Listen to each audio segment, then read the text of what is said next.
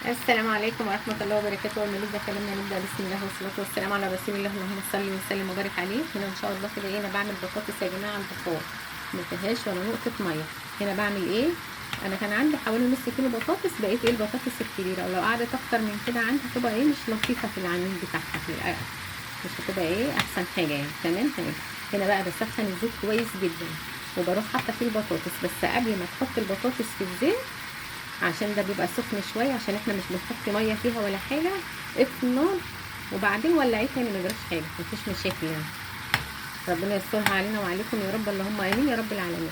بروح ايه طفيه عشان الزيت سخن، عشان لا قدر الله ما يعملش وجوجه كده اللي هي النار ايه في الحله. تمام. هنا حطيت الزيت، سخنته جدا وطفيت النار. هقول تاني، طفيت النار ورحت ايه حاطه البطاطس.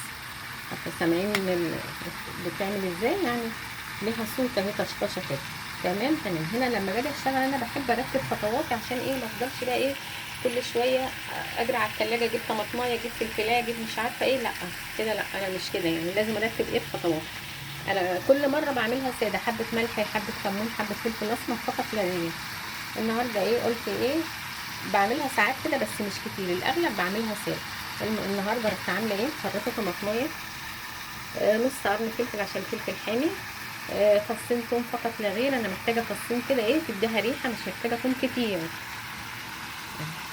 لما بحب اشتغل برتب خطوات. فيها ايه الملح، حطيت فيها الملح هنا في الطبق ده، حطيت الملح كمان، خدت من علب التوابل برضو وانا واقفه. الملح، الكمون، فلفل اسمر فقط لا غير. ما عندكيش فلفل حطي شطه. تمام تمام. هنا بقى ايه، انا الكمون في اي اكله بحطه في اخر الاكله قبل ما احط، انما هي البطاطس دي اللي هي الكمونيه اللي بنقول عليها تستوي على البخار، دي بنحط ايه الكمون في اول البطاطس كده يعني، مش لان مش بنحط كتير،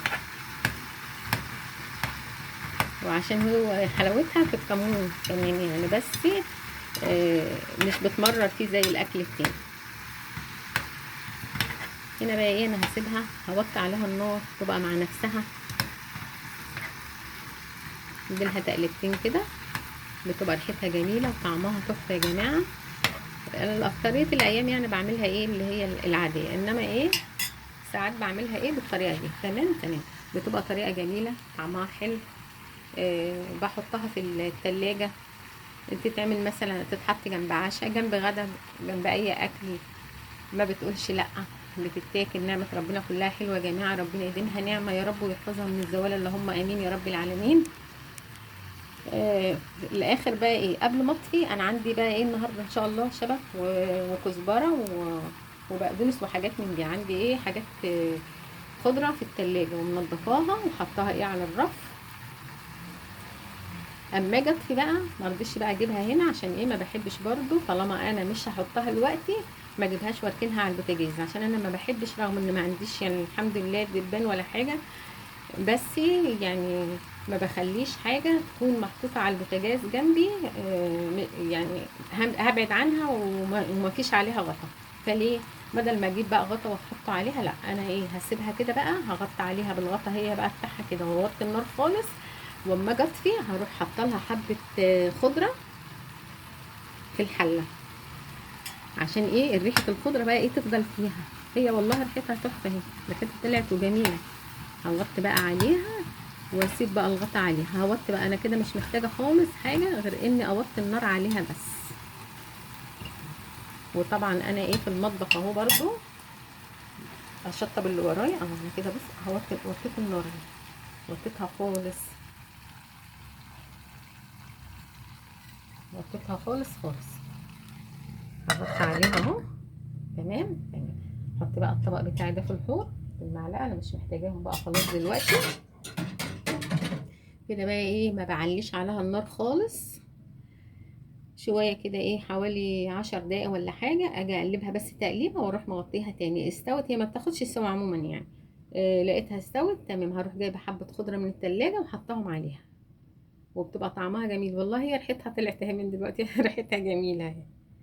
وبألف هنا وشفا يا رب للي هياكل. وحلوة بقى اللي بيفيد بحطه في التلاجة، بتتعمل سندوتشات بتبقى حلوه والله برضو جميله جنب العشاء جنب اي حاجه، وفي الغدا تعملي عجه، تعملي حاجات من دي الاكلات اللي هي الشعبيه الجميله اللي كلنا بنحبها، بتبقى جميله جنبها والله.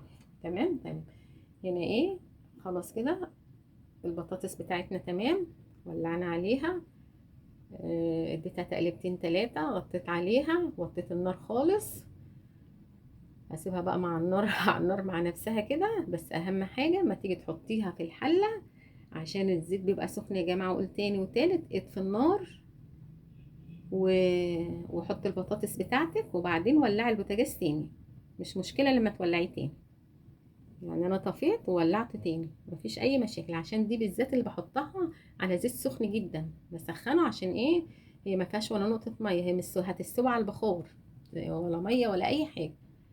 تمام تمام. واترككم في رعايه الله وامنه، والسلام عليكم ورحمه الله وبركاته.